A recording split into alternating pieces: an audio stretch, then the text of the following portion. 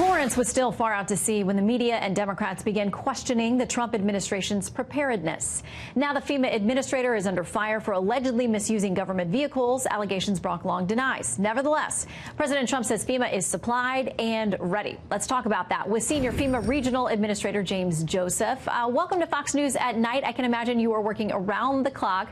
What's the latest?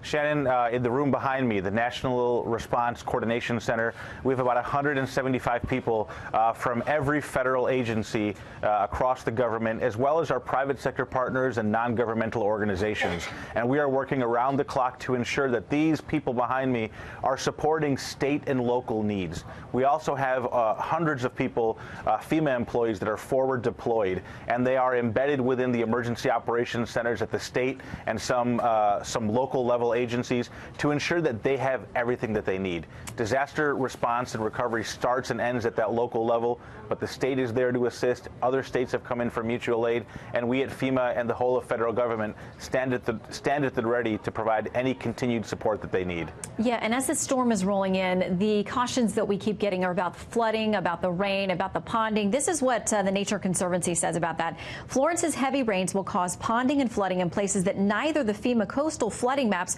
or the FEMA river flooding maps are going to do a good job of predicting. They say that the risk is way worse than it's ever been previously predicted to be. What do you do with that? Because we've talked to folks in the Carolinas who say the grounds are saturated there before Florence ever came along, and they have real worries about where all this water is going to go and what you can even do to help.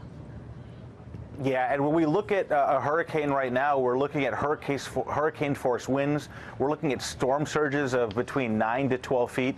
And those are things that people needed to be in the days leading up to tonight, being already prepared for, having to have evacuated those coastal areas, but obviously well inland. We're going to see not several inches of rain. We'll be seeing feet of rain in parts of the area. So there is going to be widespread flooding. It's going to be overwhelming, especially at the rate at which it could fall.